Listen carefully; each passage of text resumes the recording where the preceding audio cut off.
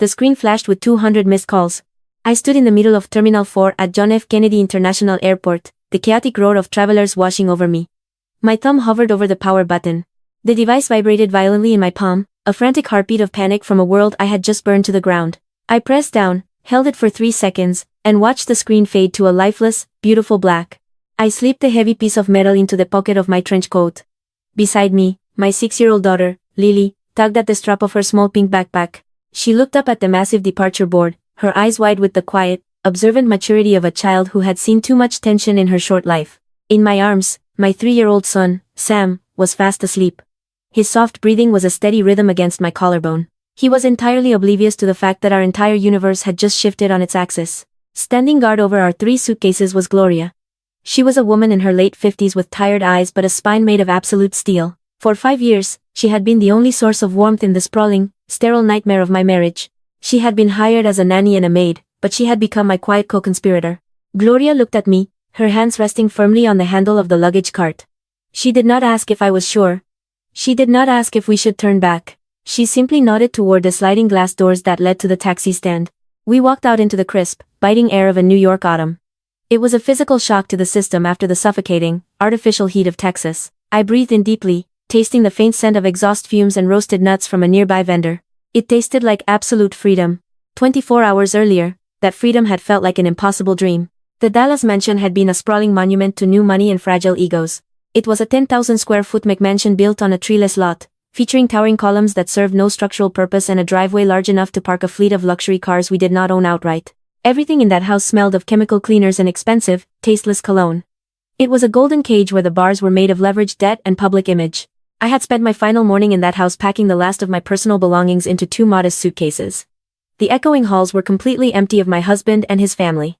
They were all at a luxury hospital across town, celebrating the arrival of a child that was not mine.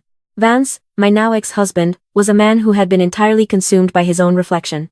When I met him a decade ago, he was a mid-level tech manager with a decent sense of humor and a quiet ambition. But then came the buyout. A massive real estate and tech merger had turned his modest equity into a multi-million-dollar windfall overnight. He took that money and founded an influencer management agency.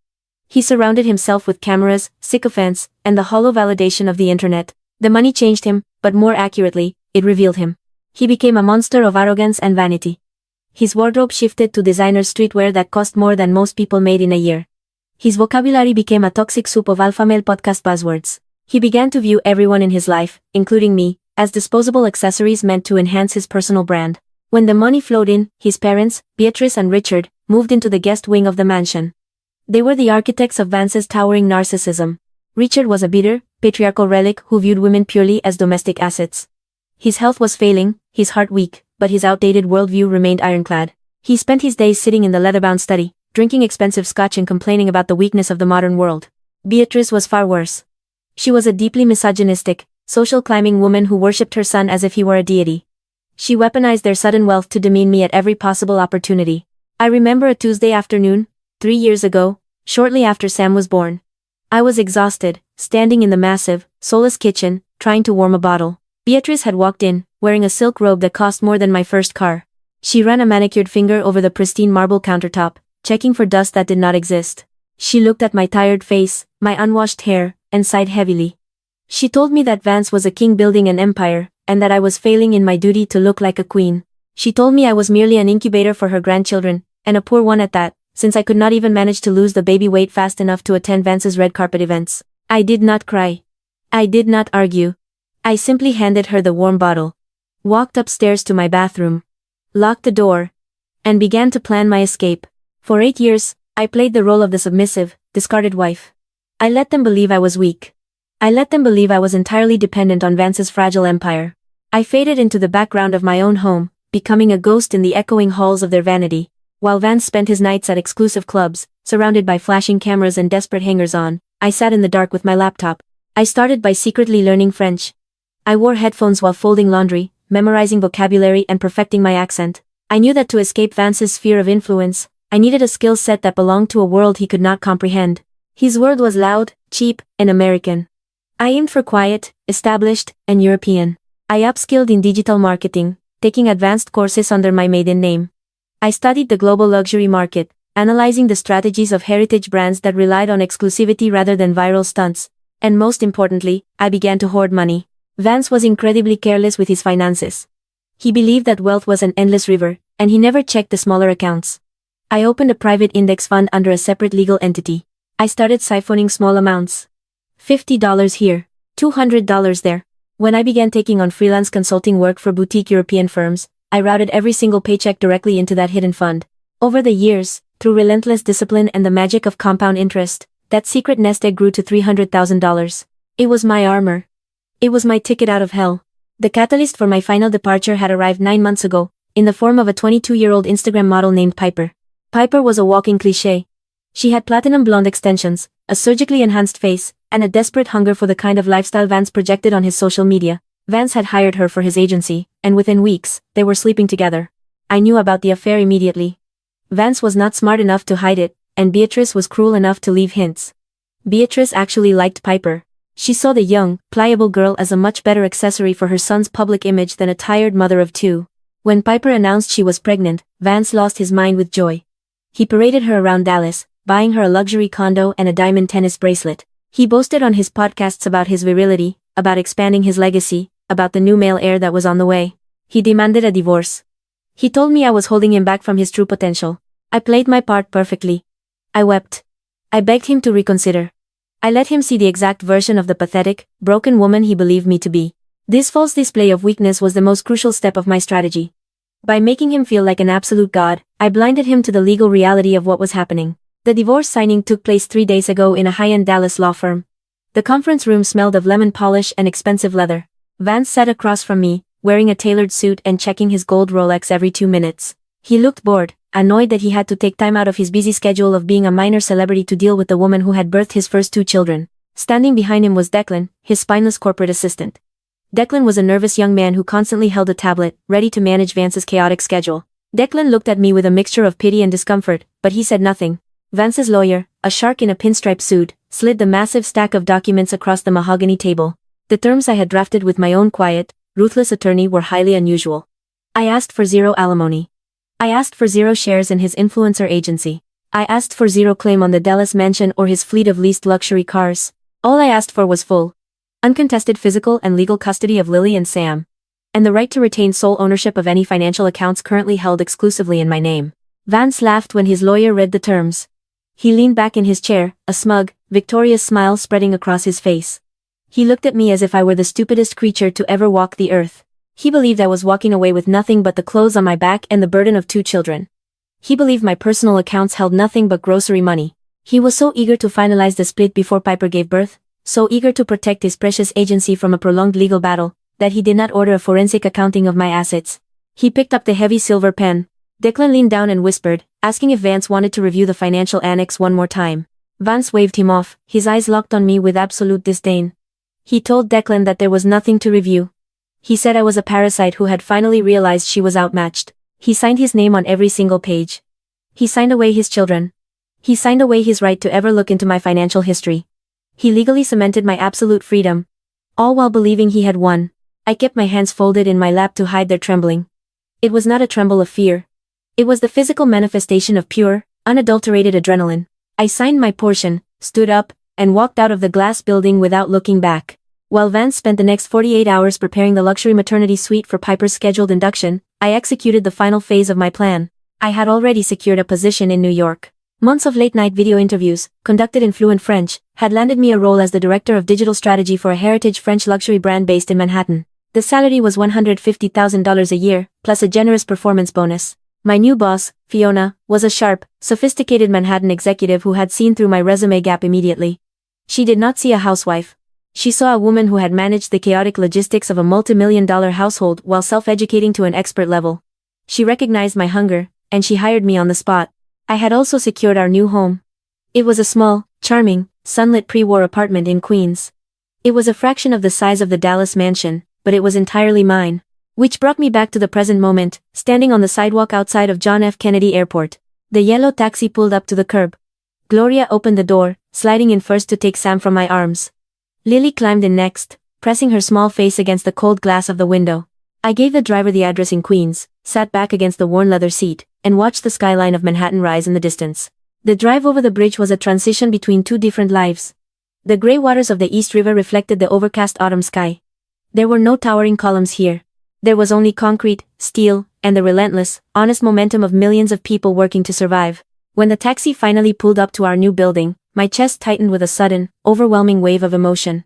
It was a beautiful, 5-story brick building with fire escapes zigzagging down the front. The neighborhood was lined with large oak trees, their leaves turning brilliant shades of gold and crimson. We carried our suitcases up 3 flights of stairs. The hallway smelled faintly of floor wax and someone cooking garlic and onions. It smelled like real life. I unlocked the heavy wooden door and pushed it open. The apartment was flooded with natural light from large, paned windows that looked out over the street. The hardwood floors were scuffed but polished. The walls were painted a warm, creamy white.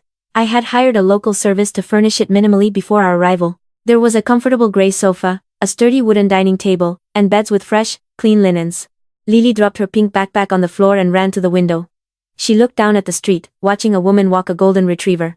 She turned back to me, a tentative smile breaking across her face. She asked if this was really our new house. I knelt down to her eye level, brushing a stray lock of hair behind her ear. I told her that it was. I told her that nobody was going to yell here. Nobody was going to tell her to be quiet because a podcast was recording. This was our sanctuary. Gloria carried Sam into the small bedroom they would share. She laid him gently on the bottom bunk bed, pulling a thick quilt over his sleeping form. When she walked back into the living room, she looked around the modest space. She walked into the small kitchen, running her hand over the simple laminate countertops. It was a massive downgrade from the imported Italian marble she was used to cleaning in Dallas. But when she looked at me, her eyes were shining with unshed tears. She told me it was perfect. She said it smelled like peace. I left Gloria to unpack the kitchen supplies and walked toward the small balcony attached to the living room. I opened the glass door and stepped out into the crisp afternoon air. The sounds of the city drifted up from below. The distant wail of a siren. The rumble of a delivery truck. The chatter of pedestrians walking home from the subway. It was a symphony of anonymity. In Dallas, I had been a prisoner of public perception. Here, I was just another woman in a trench coat, breathing in the autumn air. I stood there for a long time, letting the cold wind bite at my cheeks. I thought about the $300,000 sitting safely in my New York bank account. I thought about the sleek, high-end corporate office in Manhattan where I would begin working on Monday. I thought about the fact that Vance had absolutely no legal right to ever step foot in this apartment. I had won. The 8 years of silent endurance. The insults, the isolation. The meticulous planning. It had all culminated in this perfect, quiet moment on a balcony in Queens. I reached into the pocket of my coat and pulled out the heavy metal phone. I had kept it turned off for the entire flight and the taxi ride. I knew that by now, Vance would have realized the closets in Dallas were empty. He would have realized that Gloria was gone. He might have even realized that the children's passports were missing from the safe. I did not want to turn it on. I wanted to drop it over the edge of the balcony and watch it shatter on the concrete below. But I needed to know the exact status of the blast radius I had left behind. I needed to know if he was going to try and send his lawyers after me, despite the ironclad contract he had signed. I pressed the power button. The screen illuminated, displaying the white Apple logo before transitioning to my lock screen. Instantly, the phone began to vibrate so violently it nearly slipped from my fingers. The notification chimes layered over each other in a chaotic, overlapping screech. 50 new messages. 100 new messages. 240 missed calls. I ignored the missed calls from Vance. I ignored the frantic, furious voicemails from Beatrice. I ignored the confused texts from Declan. I scrolled down until I found the name I was looking for. Maya. Maya was my younger sister. She lived in Austin, but she was deeply embedded in the same toxic Texas social circles that Vance operated in. She was hot-headed, fiercely protective, and possessed a talent for gathering gossip that rivaled professional intelligence agencies. She was my eyes and ears on the ground. She had sent me 42 text messages in the span of 3 hours. I opened the thread. The first message, sent at 10 in the morning, was simple. It asked if I had made it to New York safely. The second message, sent at noon, was in all capital letters. It told me to call her immediately. The messages that followed were a frantic, fragmented documentation of an absolute catastrophe. I read them slowly, the cold wind whipping my hair across my face, my eyes scanning the glowing text as the reality of the situation locked into place. Maya wrote that she had a friend who worked as a nurse at the luxury hospital where Piper was giving birth. Piper had delivered a baby boy at 11 in the morning. Vance had rented out the entire VIP maternity wing. He had hired a camera crew to document the birth for his agency's YouTube channel. Beatrice and Richard were in the waiting room, drinking champagne and celebrating the arrival of the new heir. But then, the celebrity postpartum doula arrived. Vance had paid $20,000 to fly in a highly sought-after doula from Los Angeles to assist Piper. The woman was an expert in newborn care, genetics, and maternal health. According to Maya's frantic text, the doula had walked into the recovery suite. She had taken one look at the newborn baby resting in Piper's arms. She had looked at Vance. She had looked at Piper. Maya's next text was a single, chilling sentence. The doula asked Vance if he was the stepfather. I stared at the screen, my breath catching in my throat. Vance had laughed, assuming it was a joke. He proudly declared he was the biological father. The doula, confused and highly professional, had pointed out the baby's distinct physical traits that were genetically impossible for two people with Vance and Piper's specific ethnic and physical backgrounds to produce. Maya's text became a rapid-fire stream of chaos. Vance had started screaming. Piper had started crying hysterically. The camera crew had captured the entire exchange before Vance violently shoved the cameraman out of the room, smashing a $10,000 lens against the hospital wall. Beatrice had rushed into the room upon hearing the screaming. When she saw the baby and heard the accusations, she had physically lunged at Piper. Hospital security had to be called to pull a screaming, wealthy grandmother off a postpartum 22-year-old.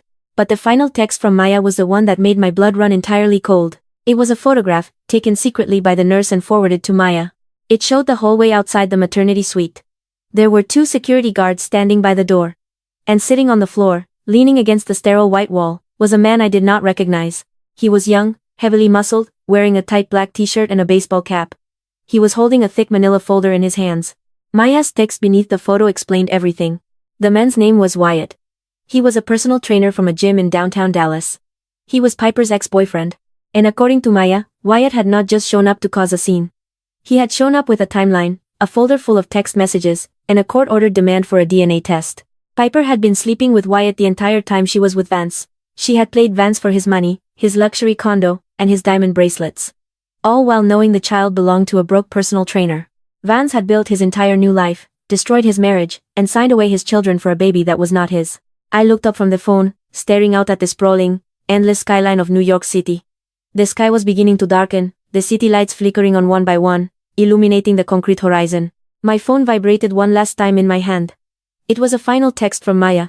Vance had collapsed in the hospital hallway. His chest had seized, and the doctors had rushed him to the emergency cardiac unit. The stress, the humiliation, and the sudden, violent destruction of his ego had physically broken him. I stood on the balcony, listening to the distant sirens of the city. I did not feel pity. I did not feel shock. I let the cold wind wash over my face for one more long, deliberate breath before I finally turned my back on the skyline. I slid the heavy phone back into the pocket of my trench coat and stepped off the balcony, sliding the glass door shut behind me. The heavy silence of the Queen's apartment wrapped around me like a protective blanket. In the small kitchen, Gloria was humming softly to herself. She was standing at the stove, flipping a grilled cheese sandwich in a cast-iron skillet. The smell of melting butter and toasted bread filled the room, instantly erasing the lingering phantom sense of chemical cleaners and expensive cologne that had haunted me in Dallas. I walked over to the small dining table and sat down. I watched my daughter, Lily, meticulously coloring a picture in her notebook. Her small shoulders were relaxed. There was no nervous glancing toward the door, no flinching at the sound of heavy footsteps. For the first time in her 6 years of life, she was existing in a space where she did not have to perform. I decided right then that I would not let the radioactive fallout of Texas contaminate our first weekend in New York. The explosion had happened, the shockwave was tearing through Vance's life, but we were safely outside the blast radius. I told Gloria to pack a small bag with snacks and juice boxes. I told Lily to put on her warmest coat. We were going to the park. The walk to Astoria Park was a sensory revelation. The sidewalks were uneven, cracked by the roots of ancient oak trees that dropped brilliant orange and red leaves onto the concrete. People brushed past us, speaking a dozen different languages, entirely uninterested in who we were or what we were wearing. In Dallas, taking the children outside meant parading them across a manicured, pesticide-soaked lawn while Vance filmed them for his Instagram stories. They were not allowed to get dirty. They were not allowed to cry on camera. They were props in his digital theater. Here, in the crisp New York autumn, they were just children. We reached the playground, and I unbuckled Sam from his stroller. He immediately took off running toward a massive wooden climbing structure, his small legs pumping with pure, unadulterated joy. Lily followed close behind him, her laughter ringing out clear and bright in the cold air. I sat down on a dark green wooden bench. The wood was cold against my coat, grounding me in the physical reality of the moment. Gloria sat beside me, handing me a steaming cup of black coffee she had bought from a street vendor. We sat in comfortable silence for a long time, watching the children navigate the slides and swings. Then, my phone vibrated in my pocket. I pulled it out. It was another message from my sister, Maya. I had told her I was turning my phone off for the weekend, but I had left her contact unblocked in case of an absolute emergency. I opened the text thread. Maya had sent a long, detailed voice memo. I pulled a pair of wireless earbuds from my purse, placed one in my right ear, and pressed play. Maya's voice filled my head, breathless and vibrating with the kind of manic energy that only comes from witnessing a spectacular disaster. She told me that the situation at the hospital had devolved into a scene straight out of a psychological thriller. Wyatt, the personal trainer, had not just shown up with a wild accusation. He had arrived armed with a meticulously organized manila folder of undeniable proof. Maya explained that Wyatt had been dating Piper for 2 years before she ever met Vance. When Piper landed the job at Vance's influencer agency, she told Wyatt they needed to take a break so she could focus on her career. But the break was a lie. Wyatt had printed out hundreds of text messages. He had messages from Piper complaining about Vance's suffocating arrogance, mocking his podcast, and detailing exactly how much money she was extracting from him. But the most damning evidence was the timeline. Wyatt had hotel receipts from a weekend in Austin. It was the exact same weekend Vance had flown to Miami for a cryptocurrency convention. Piper had told Vance she was staying in Dallas to rest. Instead, she had driven to Austin to spend 3 days in a hotel room with Wyatt. According to the ultrasound dating and the medical records Wyatt had subpoenaed through a family court judge, that weekend in Austin was the exact window of conception. Maya's voice dropped to a conspiratorial whisper as she described what happened next. Vance, lying in a hospital bed in the emergency cardiac unit, had demanded a rapid DNA test. His chest was wired to a heart monitor, his face pale and slick with sweat, but his ego was still violently fighting for survival. He refused to believe he had been played. He screamed at the doctors, demanding they swab the newborn's cheek. He demanded they swab his own. He told everyone in the room that Wyatt was a broke, jealous loser trying to extort him. The hospital complied. They rushed the samples to the genetics lab on the 4th floor. For 4 hours, Vance lay in that hospital bed, staring at the ceiling, while his mother Beatrice paced the room like a caged animal. Beatrice kept muttering that it was a mistake, that the baby had the family nose, that this was all a conspiracy to ruin her son's empire. Then, the attending physician walked back into the room with a single sheet of paper. Maya paused the recording for a dramatic second before delivering the final blow. The test confirmed the 0% probability of paternity. Vance was not the father. He had never been the father. The male heir he had paraded around the internet, the child he had destroyed his marriage for, belonged entirely to the man standing in the hallway in a cheap black t-shirt. I took a slow sip of my coffee. The dark roast was bitter and hot against my tongue. I watched Sam tumble into a pile of wood chips, dust himself off, and keep running. Maya's voice memo continued, detailing the immediate aftermath. When the doctor read the results out loud, the heart monitor attached to Vance began to scream. His blood pressure spiked to dangerous levels. He tried to rip the IV out of his arm, demanding to see Piper, demanding to throw her out of the luxury condo he had bought for her. But the doctors forced him back down, sedating him for his own safety. The scandal, however, could not be sedated. Vance had built his entire life on the fragile foundation of public perception. He had invited the cameras into the hospital. He had invited the attention. And now, that same attention was turning on him with the vicious appetite of a starving wolf. The camera crew he had hired to film the birth had been shoved out of the room, but they had heard everything. The nurses had heard everything. The security guards had heard everything. By Saturday evening, the story had leaked to Reddit. A user claiming to be a hospital employee posted a blind item about a Dallas influencer CEO who had just discovered his new baby belonged to a personal trainer. Within 2 hours, the internet sleuths had connected the dots. They matched the hospital details to Vance's own boastful Instagram posts from the day before. By Sunday morning, TMZ had picked up the story. The headline was brutal, plastered across the front page of the internet. It detailed the confrontation, the doula's discovery, and the rapid DNA test. It painted Vance not as an alpha male titan of industry, but as a gullible, arrogant fool who had been spectacularly conned by a 22-year-old model. The professional fallout was instantaneous. Vance's influencer agency relied heavily on his personal brand of dominant, untouchable success. His clients were young, image-obsessed Sihui, who survived on clout. The moment Vance became a laughingstock, the clout turned toxic. Maya told me that 3 of his biggest clients had publicly announced they were terminating their contracts with his agency. They posted statements on their own platforms, distancing themselves from the drama, claiming they needed management that focused on business, not public humiliation. The sponsors followed suit. A major energy drink company pulled their endorsement deal. A luxury watch brand demanded their loan timepieces be returned. The house of cards was collapsing in real time, but the destruction was not limited to Vance's bank accounts. The stress of the public humiliation hit the Dallas mansion like a wrecking ball. Richard, my former father-in-law, had been sitting in his leather-bound study when the TMZ article broke. He had always viewed his son as the ultimate patriarch, the flawless extension of his own outdated legacy. When Richard read the details of the scandal, when he realized the entire world was laughing at his family, his fragile heart finally gave out. Maya reported that an ambulance had been called to the mansion late Saturday night. Richard had suffered a massive stroke. He was currently in the intensive care unit at a different hospital, unable to speak, the right side of his body completely paralyzed. Beatrice had completely lost her mind. With her husband in the ICU and her son sedated in the cardiac ward, Beatrice was left alone in the echoing, 10,000 square foot mansion. Maya said that neighbors had called the police because Beatrice was standing on the front lawn in her silk robe, screaming at the paparazzi who had gathered at the end of the driveway. She was blaming the media. She was blaming Piper. She was even blaming me. Telling anyone who would listen that I had cursed their family before I left. I pulled the earbud out of my ear and placed it back in its case. I looked at Gloria. She was watching me carefully, her hands wrapped around her own cup of coffee. She did not ask what the message said. She already knew the tone of the Texas chaos. I turned to her and smiled. It was a small, genuine smile. I told her that the weather was beautiful, and asked if she wanted to walk down to the bakery on Ditmars Boulevard to buy fresh bread for. Gloria smiled back, a deep, knowing warmth in her eyes. She stood up, brushed the autumn leaves from her coat, and called the children over. We spent the rest of the weekend entirely disconnected from the digital world. We baked bread. We organized the children's toys. We hung thick, heavy curtains over the windows to keep the cold out. We built a home. When Monday morning arrived, the air in the apartment shifted from peaceful domesticity to sharp, focused ambition. I woke up at 5 in the morning. The city outside was still dark, illuminated only by the amber glow of the streetlights. I brewed a pot of strong espresso and took a hot shower, letting the steam clear my mind of any lingering thoughts of Dallas. I walked into my bedroom and opened the small closet. For 8 years, I had been forced to wear pastel dresses and conservative blouses that fit Beatrice's idea of a docile, wealthy housewife. Today, I dressed for myself. I put on a tailored, charcoal gray suit that I had purchased secretly months ago.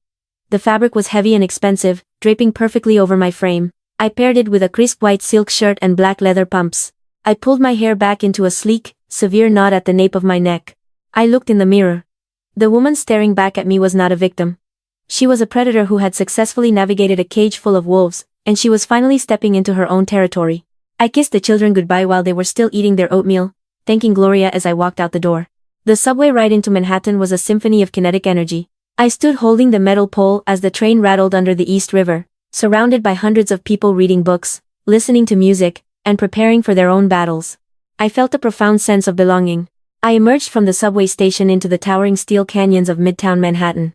The air smelled of roasted coffee and cold concrete. The corporate headquarters of the French luxury brand was located in a stunning pre-war building on Fifth Avenue. The lobby was lined with black marble and polished brass. I checked in at the security desk, swiped my new employee badge, and took the elevator to the 42nd floor. The doors opened to a sleek, minimalist reception area. The walls were painted a soft, matte white, adorned only with framed, black and white archival photographs of the brand's original Parisian atelier. It smelled of expensive leather and fresh lilies. A young receptionist with a flawless French accent greeted me and escorted me to the main boardroom. My new boss, Fiona, was already sitting at the head of the massive glass table. Fiona was a woman in her late 50s who radiated absolute authority. She wore a navy blue cashmere turtleneck and thick, architectural glasses. She did not suffer fools, and she did not care about social media clout. She cared about legacy, revenue, and intelligence. She looked up from her tablet as I entered the room. She did not offer a warm, fuzzy greeting. She simply pointed to the chair to her right and told me we had a massive problem with the upcoming winter campaign. I sat down, opened my laptop, and went to work. For the next 3 hours, I sat in that boardroom with Fiona and the senior executive team. They projected the current marketing strategy onto the large screen. It was a disaster. The previous director had tried to modernize the brand by hiring loud, flashy influencers to wear the heritage pieces. It was cheap, it was desperate, and it was alienating their core demographic of ultra-wealthy, discreet clients. It looked exactly like the kind of garbage Vance would produce. Fiona leaned across the glass table, her eyes locked on mine. She asked me how I would fix it. I did not hesitate. I did not soften my voice to appear less intimidating, the way I had been trained to do in Texas. I spoke with cold, surgical precision. I told them to fire every single influencer on the roster. I explained that true luxury does not scream for attention on the internet, it whispers in private rooms. I proposed a complete pivot to a heritage-focused digital campaign, utilizing targeted, encrypted invitations to private viewing events for high-net-worth clients. I pulled up a data model I had built over the weekend, showing exactly how the algorithm was punishing their current flashy content, and how a pivot to artificial scarcity would drive engagement up by 40% among their actual buyers. The room went completely silent. The senior executives looked at the data, then looked at Fiona. Fiona stared at me for a long, heavy moment. Then, A slow, sharp smile spread across her face. She closed her tablet, tapped her pen against the glass table, and told the room that I was now in absolute control of the winter budget. The rush of adrenaline that hit my bloodstream was intoxicating. It was the feeling of pure meritocracy. I was not being judged by my ability to look pretty at a dinner party. I was being judged by the lethal sharpness of my intellect, and I had just won the room. I spent the rest of the day dismantling the old strategy and building my new empire. I was given a corner office with a view of the Chrysler building.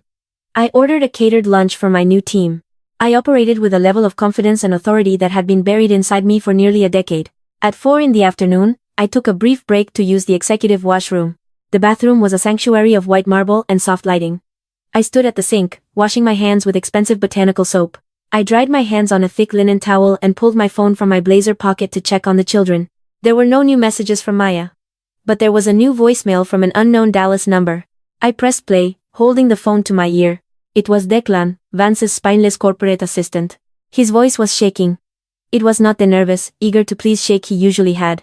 It was the raw, breathless tremor of a man standing on the deck of a sinking ship. Declan begged me to call him back. He said he knew I had no legal obligation to speak to them, but he was desperate. He said Vance was out of the hospital, but he was completely unreachable. Vance had locked himself inside his office at the agency and was refusing to speak to anyone, but that was not the real emergency. Declan's voice dropped to a terrified whisper as he explained the financial reality of the weekend's disaster. Vance's entire empire was built on leveraged debt. The massive Dallas mansion, the fleet of luxury cars, the sleek downtown office space, even the diamond tennis bracelet he had bought for Piper, none of it was owned outright. It was all financed through aggressive commercial loans, secured by the projected revenue of his influencer contracts. When the TMZ article hit, and the sponsors began pulling their endorsements, the financial dominoes began to fall. Declan explained that the primary bank holding the commercial loan for the agency had invoked a morality clause in their lending agreement. Because Vance's public humiliation had directly resulted in a massive loss of projected revenue, the bank considered the loan in default. They were calling in the debt. All of it. Declan was sobbing on the voicemail. He said the payroll accounts were frozen. He said the leasing company had already sent a tow truck to repossess Vance's customized sports car from the hospital parking lot. He begged me to tell him if there was any hidden cash reserve, any secret account Vance might have mentioned. He said they needed liquid capital immediately, or the entire company would be forced into Chapter 11 bankruptcy by Friday. I deleted the voicemail before he even finished speaking. I looked at my reflection in the marble mirror. I felt a profound, icy calm settle over my chest. I knew exactly what was happening in Dallas at that very moment. I did not need Maya to tell me. I could see it playing out with mathematical certainty. Vance, trapped in his glass-walled office, watching his empire burn to ash, would finally realize he needed cash. He would remember the divorce settlement. He would remember that he had signed away his rights to my personal accounts, assuming they held nothing but grocery money. Desperation would drive him to do the one thing he had been too arrogant to do last week. He would go to his lawyer. I could picture the scene perfectly. Vance, looking haggard and destroyed, sitting in the same mahogany conference room where he had smugly signed away his children.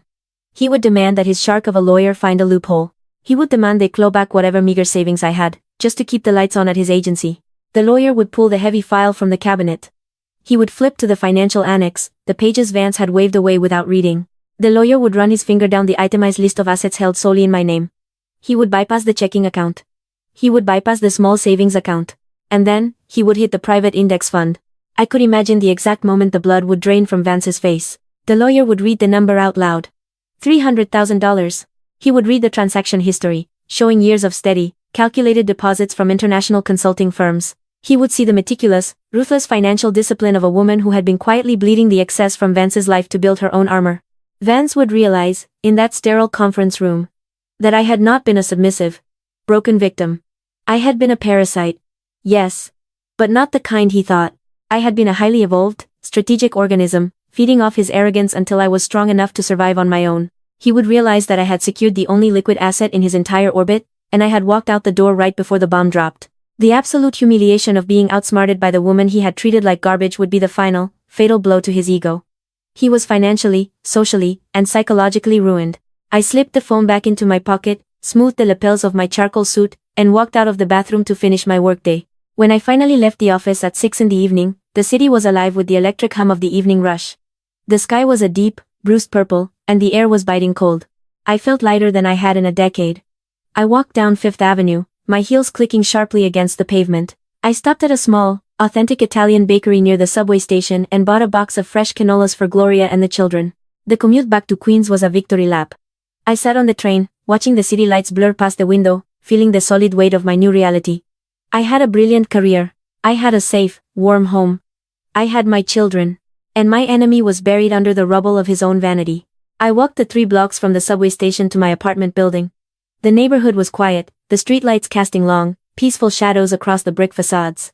I pushed open the heavy glass door of the lobby. The air inside smelled faintly of radiator heat and old wood. I walked over to the wall of brass mailboxes. I pulled my small silver key from my purse and unlocked box number 4B. I pulled out a handful of standard mail. A flyer for a local pizza place. A coupon book for a grocery store. A welcome letter from the utility company. But wedged between the flyers was something else. It was a thick, cream-colored envelope. The paper was expensive, heavy stock. There was no stamp on the top right corner. There was no return address. It had not been processed by the postal service. It had been placed directly into my box. I froze. The ambient noise of the lobby seemed to drop away, leaving only the sound of my own pulse hammering in my ears. I stared at the front of the envelope. Written across the center, in sharp, aggressive, slanted black ink, was my name. Clara. I knew that handwriting. I had seen it on thousands of checks, on legal documents, on passive-aggressive notes left on the kitchen counter in Dallas. It was Vance's handwriting. My chest tightened, a sudden, sharp spike of adrenaline flooding my system. The sanctuary of my new life had just been breached. He knew my exact address. He knew where I slept. He knew where my children were. I stood in the dimly lit lobby, the box of pastries heavy in my left hand, staring at the envelope. The cold satisfaction of the day evaporated, replaced by a hyper-vigilant, lethal focus. I did not open it immediately. I simply ran my thumb over the thick paper, feeling the indentation of the heavy pen strokes. I stood in the dimly lit lobby, the box of pastries heavy in my left hand, staring at the envelope. The cold satisfaction of the day evaporated, replaced by a hyper-vigilant, lethal focus. I did not open it immediately. I simply ran my thumb over the thick paper, feeling the indentation of the heavy pen strokes. Vance was a desperate, ruined man. And a ruined man with nothing left to lose was the most dangerous creature on earth. I slid the envelope into the inner pocket of my wool coat, pressing it flat against my chest. It carried no emotional weight. It was merely a piece of evidence, a physical manifestation of the chaos I had successfully escaped. I walked up the 3 flights of stairs to my apartment. The hallway smelled of garlic, roasting onions, and old wood. It was the smell of real, unfiltered human existence. It was the exact opposite of the sterile, chemical perfection of the Texas mansion. I unlocked the heavy wooden door and stepped inside. The apartment was warm, glowing with the soft yellow light of the table lamps. Gloria was in the kitchen, humming a quiet melody as she wiped down the counters. I handed her the box of Italian pastries. She smiled, her eyes crinkling at the corners, entirely unaware of the toxic artifact burning a hole in my coat pocket. I told her I needed to change out of my work clothes. I walked down the short hallway to my bedroom, stepped inside, and locked the door behind me. I sat on the edge of the mattress. The room was quiet, insulated from the sounds of the city by the thick brick walls of the building. I reached into my coat and pulled out the cream-colored envelope.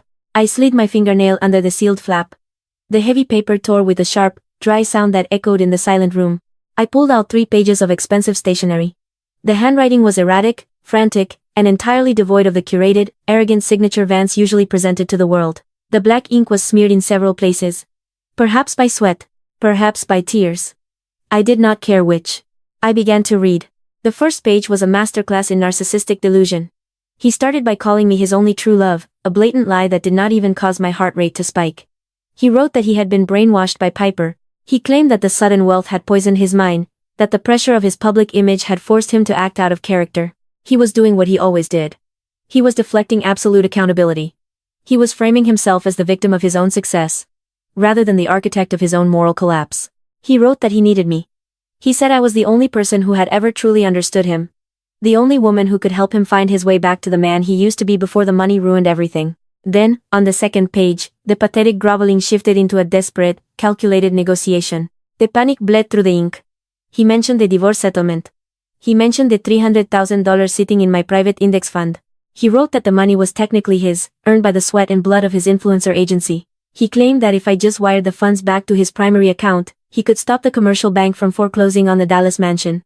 He could pay off the aggressive creditors. He could save his business. He promised that if I saved him, he would tear up the divorce papers. He promised we could be a family again. He promised he would never look at another woman. I sat on the edge of the bed, holding the pages in my hands, and I felt absolutely nothing. There was no anger. There was no sorrow. There was no lingering attachment to the man who had fathered my children. There was only a clinical, detached fascination with the sheer magnitude of his delusion. He did not want his wife back. He wanted his collateral back. He viewed me exactly as he always had. I was a tool to be used, a resource to be drained, a life raft to cling to while his ship sank into the abyss. I folded the 3 pages precisely along their original creases. I walked over to the small closet, opened a metal lockbox hidden on the top shelf, and placed the letter inside. I turned the key, locking it away in the dark. He was officially sealed out of my reality. I changed into a soft cashmere sweater and a pair of comfortable jeans. I took a deep breath, letting the residual tension of the letter leave my body, and walked back out into the living room. The smell of sweet ricotta and powdered sugar filled the air. Gloria had opened the bakery box and placed the cannolis on a ceramic plate. Lily was sitting at the wooden dining table. Her small legs were swinging gently beneath her chair. She was hunched over a piece of heavy construction paper, meticulously coloring with a set of new pencils. I walked over and sat down in the chair beside her. I watched her small hand move a green pencil across the page. Her shoulders were relaxed. There was no nervous glancing toward the front door. There was no flinching at the sound of heavy footsteps. I asked her what she was drawing. She did not look up immediately. She finished shading a small square before setting the pencil down. She told me she was drawing a castle, but a safe one. A castle where the walls were made of strong bricks, not glass. My chest tightened with a fierce, protective ache. I reached out and gently stroked her hair, tucking a loose strand behind her ear. I told her that it was a beautiful drawing. Then, I kept my voice soft, steady, and entirely devoid of anxiety. I told her we needed to talk about Dallas. I told her we needed to talk about her father. Lily stopped swinging her legs. She looked up at me, her wide, observant eyes searching my face for any sign of danger. I held her small hands in mine. I explained that her father was very sick in his heart and in his mind. I told her that sometimes, when adults get sick in that specific way, they forget how to be kind. They forget how to be safe people to be around. I told her that my most important job in the entire world, the reason I woke up every single morning, was to keep her and her brother safe, and because of that, we could not live with him anymore. We could not be near him. Lily stared at me for a long, heavy moment. The innocence in her eyes was mixed with a profound, quiet understanding that no 6-year-old should ever have to possess. She squeezed my fingers. She asked, in a voice barely above a whisper, if he was going to come to New York. She asked if he was going to come to our new apartment and yell at us the way he yelled at the people on his podcast. I looked directly into her eyes. I did not blink. I poured every ounce of my absolute certainty into my words. I told her no. I told her he was never going to step foot in our home. I told her that the yelling was over forever. I promised her that no one would ever raise their voice in this apartment, and no one would ever make her feel small again. I watched the physical tension drain out of my daughter's body. It was a visible, immediate release. Her small shoulders dropped. She let out a long, shaky breath that seemed to carry years of absorbed anxiety out into the air. She leaned forward and wrapped her arms around my neck, burying her face in my shoulder. I held her tightly, breathing in the scent of her strawberry shampoo, feeling the solid, undeniable reality of the sanctuary I had built for us. When she finally pulled away, she picked up her green pencil and went back to coloring. The absolute trust in her gesture solidified my resolve into diamond. The next morning, I returned to the sleek, high-end corporate environment of Manhattan. The contrast between my serene, structured reality and the collapsing black hole of Texas was staggering. I spent the morning in the boardroom, directing a team of brilliant, focused professionals.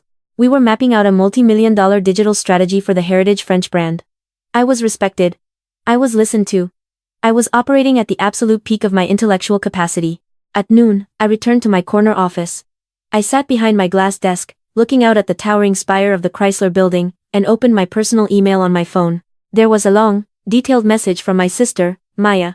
Maya had bypassed texting entirely. She needed a full keyboard to document the sheer, catastrophic scale of the destruction that had unfolded in Dallas over the last 48 hours. I took a sip of my sparkling water, leaned back in my ergonomic leather chair, and began to read. Vance's influencer agency was officially dead. The commercial bank had frozen the operating accounts at 9 in the morning on Tuesday. When the payroll checks bounced, the staff panicked. When the news broke that the building's lease was in default, the staff walked out. Maya's contact, a junior editor who had stayed behind to pack up his equipment, described a scene of pure, unhinged violence. When Vance realized the building was emptying, he completely lost his mind. He took a heavy metal golf club from the corner of his office and began systematically destroying his own empire. He smashed the floor-to-ceiling glass partitions that separated the editing bays. He shattered the massive monitors in the conference room. He destroyed the expensive microphones and lighting rigs in the recording studios.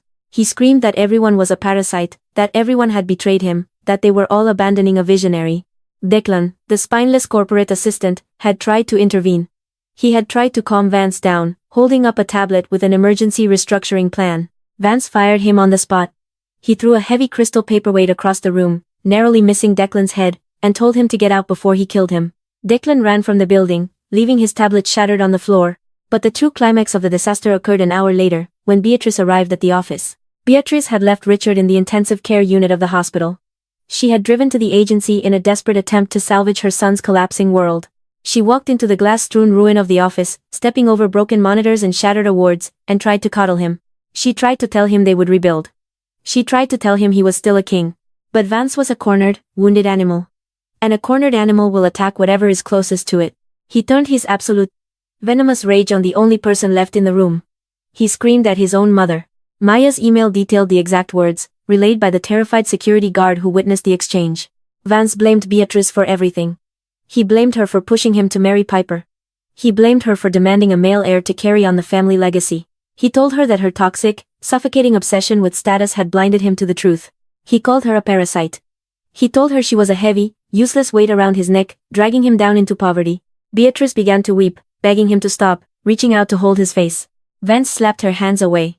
He ordered the building's security guard to physically remove his weeping mother from the premises. He kicked his own mother out into the Texas heat, abandoning her in the parking lot of his ruined agency. Shortly after, the police arrived. The property management company had called them regarding the destruction of the commercial space. Vance was escorted out of his own agency in handcuffs, charged with felony destruction of property. The empire of Ash was complete. Richard was still in the hospital, paralyzed on his right side, accumulating massive medical bills they could no longer pay. The bank had formally seized the Dallas mansion, changing the locks and placing a foreclosure notice on the massive front doors. I finished reading the email. I set my phone face down on the glass desk. I looked out the window at the sprawling, endless grid of Manhattan. I felt a profound, chilling sense of justice. They were eating each other alive. The toxic ecosystem they had built to oppress me had finally turned inward, consuming itself in a firestorm of arrogance and debt. I closed my eyes for a brief moment, letting the absolute silence of my corner office wash over me. Then, I opened my laptop and went back to work. 3 days later, the radioactive fallout of Texas finally reached the streets of New York. It was a Thursday evening. The sky over Manhattan was a bruised, heavy gray, spitting freezing rain onto the crowded sidewalks. The wind was biting, whipping through the concrete canyons and forcing pedestrians to duck their heads against the cold. I left the Fifth Avenue headquarters at 6 o'clock. I wrapped my thick wool scarf tightly around my neck, buttoned my charcoal coat, and began walking toward the subway entrance. I was 2 blocks away from the office when a woman stepped directly into my path. She was wearing a beige trench coat and holding a large, black umbrella. She was shivering, clearly unaccustomed to the brutal reality of a New York winter. I stopped walking. I recognized her immediately. It was Susan. She was a wealthy socialite from the Dallas Country Club circuit, one of Beatrice's closest sycophants. She was a woman who had spent years drinking champagne in my former living room, laughing at Beatrice's cruel jokes about my weight and my background. Susan reached out, her manicured hand gripping the wet wool of my forearm. She spoke in a rushed, breathless panic. She told me I had to stop. She said Beatrice was here, and that she was desperate. I did not speak. I did not acknowledge her greeting. I simply looked down at Susan's hand on my coat. I stared at her fingers with such cold, unblinking intensity that she nervously pulled her hand away, taking a step back. A yellow taxi was idling at the curb, its hazard lights blinking through the freezing rain. The back door opened. Beatrice stepped out onto the wet pavement of Fifth Avenue. The sight of her was genuinely shocking. The arrogant, perfectly polished matriarch of the Texas mansion was entirely gone. She looked 15 years older. Her expensive silk blouse was wrinkled and stained near the collar. Her hair, usually sprayed into a flawless, immovable helmet, was limp and frizzy from the damp New York air. Her face was hollow, the skin sagging around her jawline.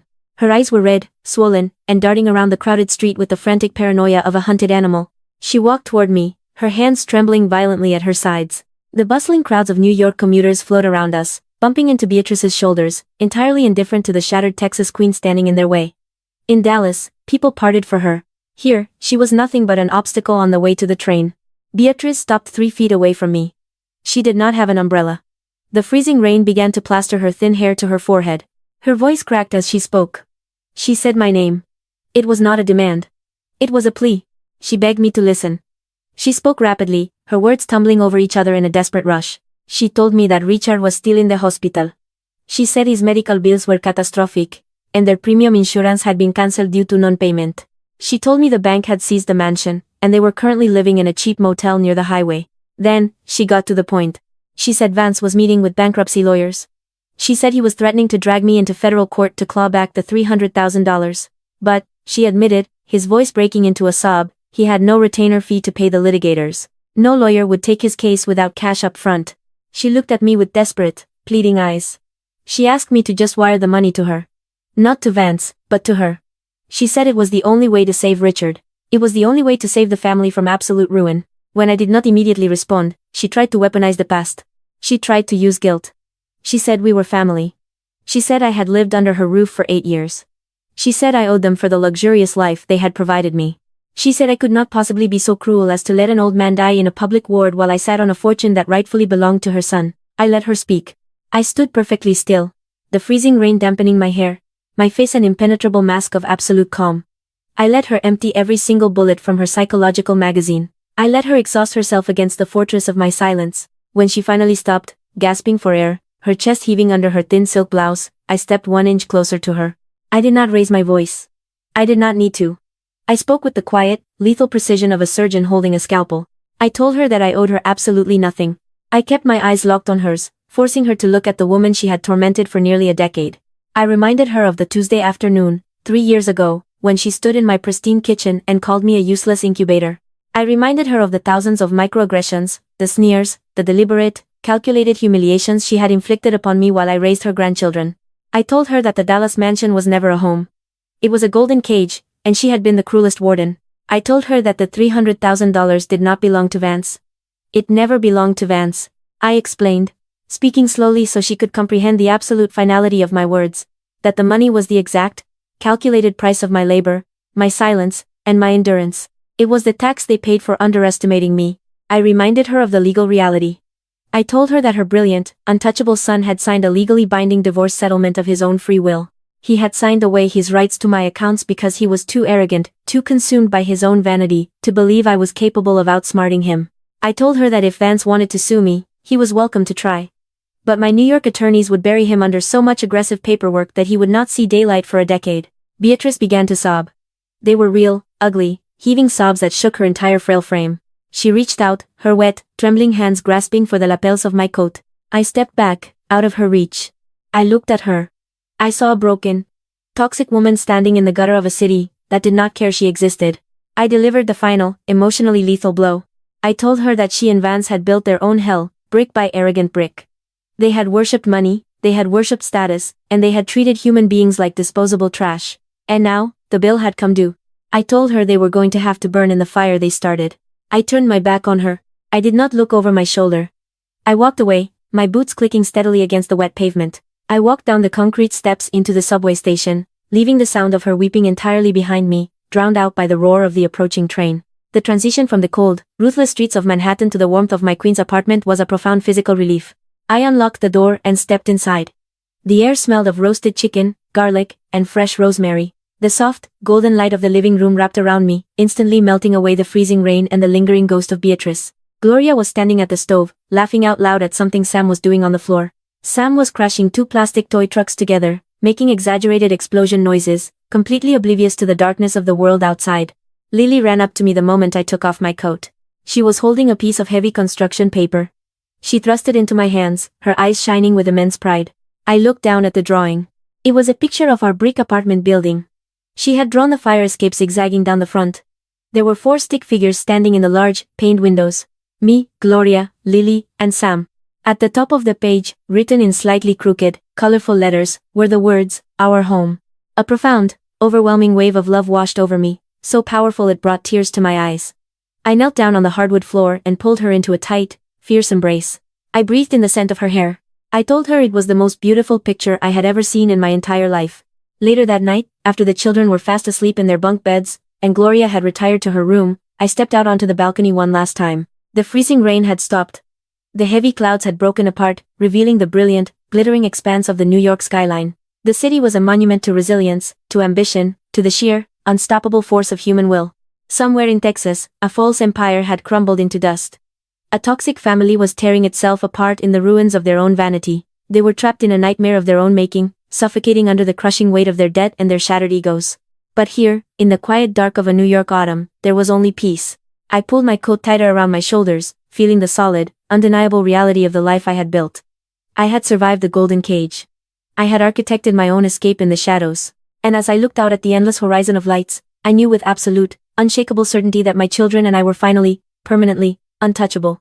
I stayed on the balcony until the lights across Manhattan slowly blurred into a sea of gold beneath the winter sky. Somewhere beyond that endless skyline, millions of people were ending their day without ever knowing my story. And for the first time in nearly a decade, I found comfort in that anonymity. No one here knew I had once lived in a mansion large enough to echo with loneliness. No one knew I had spent years pretending not to hear the insults, swallowing humiliation one dinner at a time while convincing myself that enduring the pain was somehow protecting my children. And no one knew how close I had come to believing that I deserved every cruel word they threw at me. I closed my eyes for a moment and let the cold breeze wash across my face. The silence felt different now. It no longer sounded empty. It sounded like healing. Behind me, I heard the apartment door slide open. Gloria stepped onto the balcony carrying 2 steaming mugs of chamomile tea wrapped in thick ceramic cups. She handed one to me without saying a word.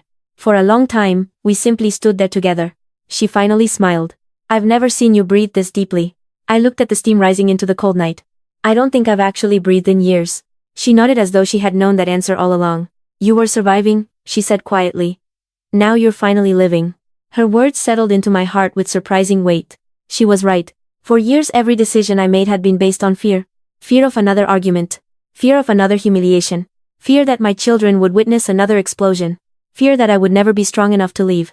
But fear had quietly disappeared. Not overnight. Not because karma had punished the people who hurt me. Fear disappeared because one ordinary morning I chose to believe that my children deserved better. Everything else had simply followed. The weeks became months. Winter slowly gave way to spring. The bare branches outside our apartment burst into green life, and with them, something inside me bloomed as well. Work became more than a paycheck. The campaign I designed for the French luxury house became one of the company's most successful launches in years. Fiona promoted me faster than anyone expected. Instead of questioning my ideas, executives sought my opinion before making decisions. People listened when I spoke. Not because I was someone's wife. Not because of the clothes I wore. Not because of who I knew. They listened because I had earned their respect. Every evening I returned home before dinner. Lily proudly showed me the books she had borrowed from the school library. Sam insisted on explaining every drawing he made, even when it looked nothing like the dinosaur he claimed it was. Gloria laughed more than I had ever heard. The apartment slowly filled with photographs, children's artwork, tiny plants on the windowsill, and little imperfections that transformed it into something the mansion had never been. A home. Not a showroom. Not a stage. A home. One Saturday morning, almost exactly a year after arriving in New York, Lily asked me a question while we walked through Central Park. She looked up from the hand she was holding. Mom? Yes? Are you still angry at Dad? The question caught me off guard. Children always ask the questions adults spend years avoiding. I thought carefully before answering. Finally, I smiled. No. She looked surprised. Really? I shook my head. I was angry for a long time. Then I realized something. What? Holding on to anger means letting someone keep living inside your heart rent-free. She frowned, trying to understand. So, you forgave him? I looked across the lake where families were rowing small boats beneath the warm spring sun. No. I squeezed her hand gently. I simply stopped carrying him with me. She smiled. I like that better. So do we. At that moment Sam came running toward us, proudly holding a small yellow flower he had found near the path. He handed it to me like it was the greatest treasure on earth. I accepted it as though it were priceless. Because to me, it was. Late that afternoon we returned home to find another envelope inside the mailbox. For just a split second my heartbeat quickened. The memory of Vance's first letter flashed through my mind. But this envelope was different. It came from a law firm in Texas. I opened it quietly inside the kitchen while Gloria prepared dinner. Inside was a short notice. Vance had officially withdrawn every remaining legal challenge related to our divorce and custody agreement. He had declared personal bankruptcy.